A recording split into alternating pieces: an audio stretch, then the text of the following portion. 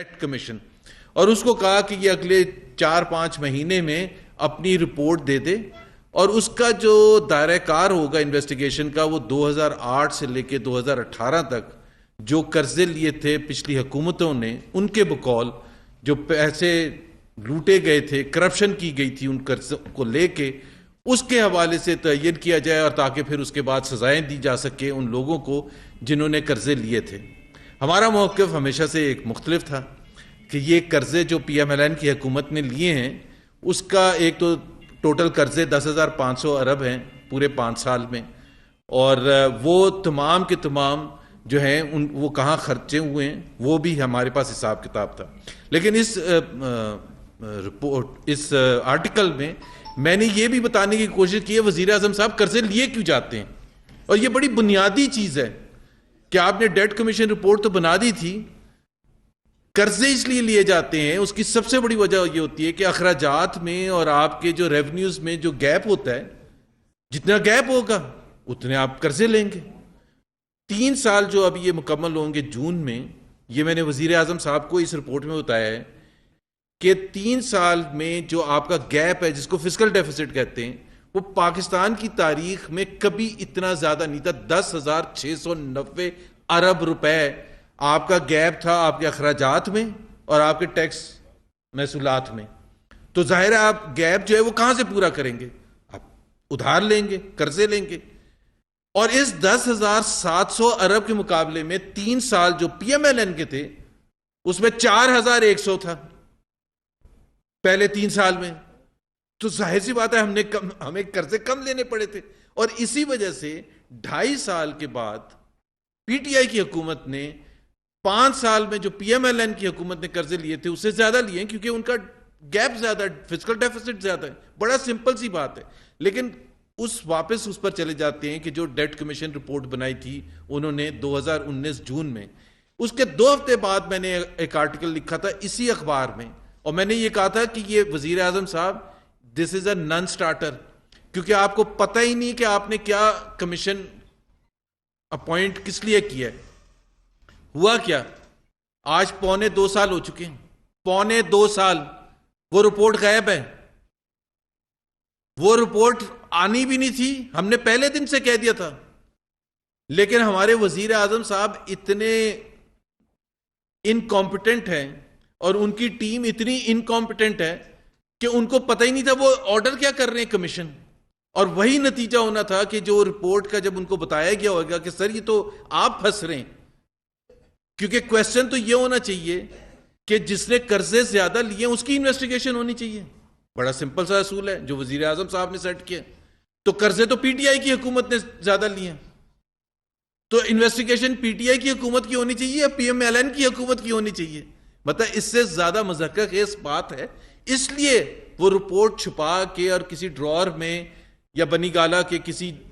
Store میں عمران خان صاحب نے چھپا دی ہے، وہ کبھی نہیں آئے گی، کیونکہ اس میں اپنے کرتوت جو ہوں گے وہ سامنے آئیں گے۔ اور اسی سے لے کے اب میں بات کرنا چاہتا ہوں، اس پر زیادہ بات نہیں کروں گا، کہ وہ جو 2008 سے لے کے 2018 کا جو انویسٹیگیشن ہو رہی تھی اس میں ایک وزیر خزانہ تھے ہمارے جن کا نام تھا حفیظ شیخ صاحب۔ انویسٹیگیشن ان کے خلاف آرڈر کی تھی، کس نے؟ عمران خان صاحب نے، لیکن انہی کو لا کے اب کھڑا کر دیا ہے سینٹ کے الیکشن کے لیے۔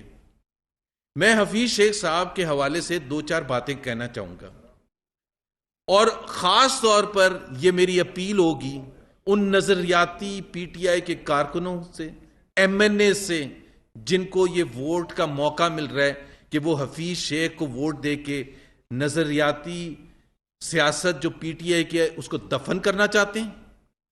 یا اس کو دوبارہ سے فعال کرنا چاہتے ہیں۔ حفیظ شیخ صاحب جو ہیں 40 سال، یہ کوئی چھوٹا عرصہ نہیں ہوتا، 40 سال میں وہ پاکستان میں صرف اس وقت پاکستان آئے ہیں جب ان کی کار پر جھنڈا لگا ہوا ایئرپورٹ کے باہر کھڑی تھی، اس کے علاوہ وہ پاکستان کبھی نہیں آتے، چاہے وہ فائنانس منسٹر تھے سندھ کے، چاہے وہ پرائیویٹائزیشن منسٹر تھے مشرف صاحب کے زمانے میں، چاہے وہ زرداری صاحب کے زمانے میں فائنانس منسٹر تھے، اور چاہے وہ ابھی ہیں۔ وہ جس دن حکومت جاتی ہے اسی دن شام کی فلائٹ پکڑ کے باہر چلے جاتے ہیں. ان کی کوئی کمٹمنٹ پاکستان سے نہیں ہے. تمام اثاثے باہر رکھے ہوئے ہیں, تمام اثاثے باہر رکھے ہوئے ہیں. یہ پی ٹی آئی کے نظریاتی کارکن سن لیں کہ عمران خان صاحب صبح دوپہر شام رات یہ لیکچر دیتے تھے کہ اگر آپ کو پاکستان سے کمٹمنٹ ہے تو آپ اپنے اثاثے لے کے آئیں. 2 سال سے زیادہ ہو گیا, کیوں نہیں اثاثے لے کے آتے حفیظ شیخ صاحب؟ کوئی کمٹمنٹ نہیں ہے, رہتے نہیں ہے پاکستان میں جب جھنڈا نہ ہو, جب وزیر نہ ہو. یہ کمٹمنٹ ہے. ایک ایسے شخص کو لا کے ایک نظریاتی کارکن, مجھے اگر کوئی پی ٹی آئی کا کوئی آپ بتا دیں کہ اگر اس کو 2018 سے الیکشن سے پہلے یہ پتا ہوتا کہ اسد عمر وزیر خزانہ نہیں ہوئیں گے, حفیظ شیخ ہوں گے,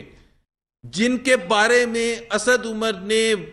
عمران خان نے برباد کر دیا تھا کہ معیشت انہوں نے برباد کر دی. حفیظ شیخ نے یہی کہا تھا نا, قرضے لے لے کے تباہ کر دیا,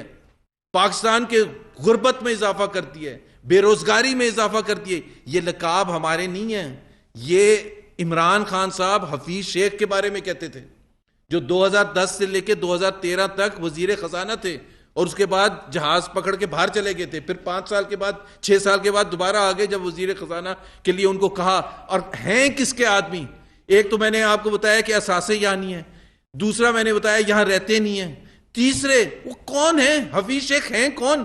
پی ٹی آئی کے ایم این ایز پلیز پتہ تو کر لیں یہ ہیں کون, کس طرح سے لائے گئے تھے.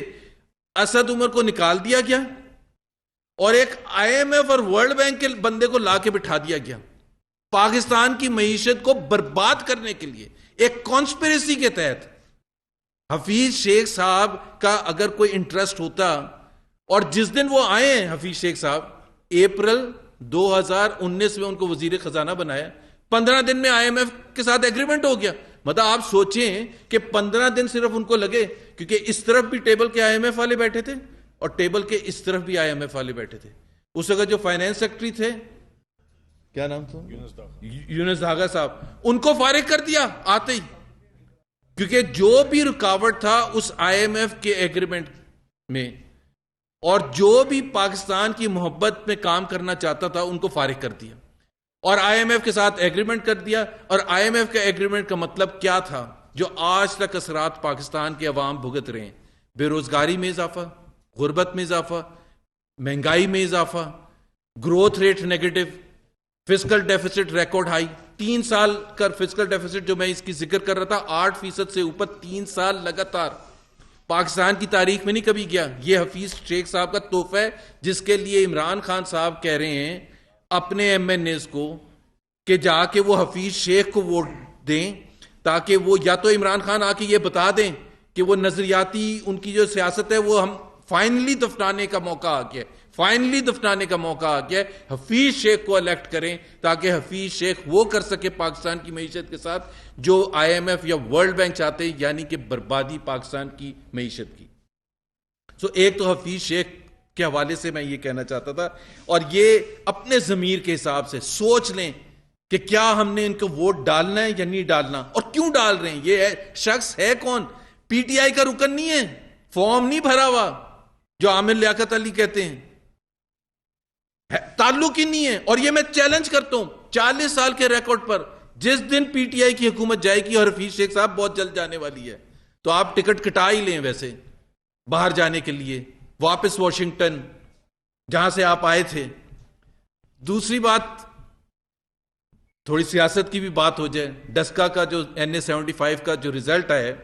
اس کے حوالے سے ایک تو ہم اپریشیٹ کرتے ہیں کہ الیکشن کمیشن نے جو زبردست فیصلہ سنایا ہے, اور پہلے دن صبح الیکشن کے بعد جو صبح تھی اس دن صبح کو جو نوٹیفیکیشن جاری کیا, باوجود اس کے کہ یہ ایک کانسپریسی کا حصہ تھا. میں یہ صرف بتانا چاہتا ہوں کہ ہمارے جو لائر تھے سلمان اکرم راجہ صاحب, آپ میں سے کچھ اگر لوگ موجود تھے الیکشن کمیشن, تو ہمارا نقطہ نظر یہ تھا کہ ایک کانسپریسی ہوئی ہے, یہ کہ 2-4 چیزیں نہیں ہوئی ہیں کہ سیدھا سیدھا آپ پریسائڈنگ آفیسر کو اٹھا لیا کسی نے اس مومنٹ پر, یا گولیاں چلا دی, یا ماحول کو ایسا کیا, یا دھاندلی کرنے کی کوشش کی. یہ ایک کانسپریسی کا حصہ تھا, یہ الیکشن کمیشن نے ایکسیپٹ کیا ہے. یہ کانسپریسی, اب کوسچن یہ ہے کہ یہ کانسپریسی بنی کہاں تھی, اور کون کس نے بیٹھ کے یہ پاکستان کے ساتھ اتنا ظلم کرنے کا فیصلہ کیا ایک نیشنل اسمبلی کی سیٹ کے لیے، ایک سیٹ کے لیے؟ اس لیے ہم کہتے ہیں کہ اس پر کرمنل اوفینسز لگنے چاہیے، کیونکہ یہ چھوٹا واقعہ نہیں ہے، اور اسی وجہ سے ہم کہتے ہیں کہ اس کے ذمہ دار جو ہیں وہ عمران خان صاحب ڈائریکٹلی ہیں، اور پھر ان کے نیچے جو ہیں عثمان بزدار، حالانکہ میں اپنی پارٹی میں بھی کہتا ہوں عثمان بزدار کو ہم بہت زیادہ مارکس دے رہے ہیں کہ وہ اتنا انٹیلیجنٹلی، وہ کہتے ہیں اس لیے تو اتنا میس اپ ہوا ہے، لیکن جو کانسپریسی بنائی گئی تھی، جو امپلیمنٹ کرنے کی کوشش کی گئی تھی، جس کے جو روئے رواں تھے، وہ عمران خان صاحب ڈائریکٹلی تھے۔ ان کو جواب دینا ہے کہ جی انہوں نے یہ کانسپریسی کیوں بنائی تھی، ایک نیشنل اسمبلی کی سیٹ کے لیے پورے پاکستان کو داؤ پر لگا دیا۔ لیکن ہمیں خوشی اس بات کی ہے کہ جو ہم 2018 کے الیکشن کے بعد بار بار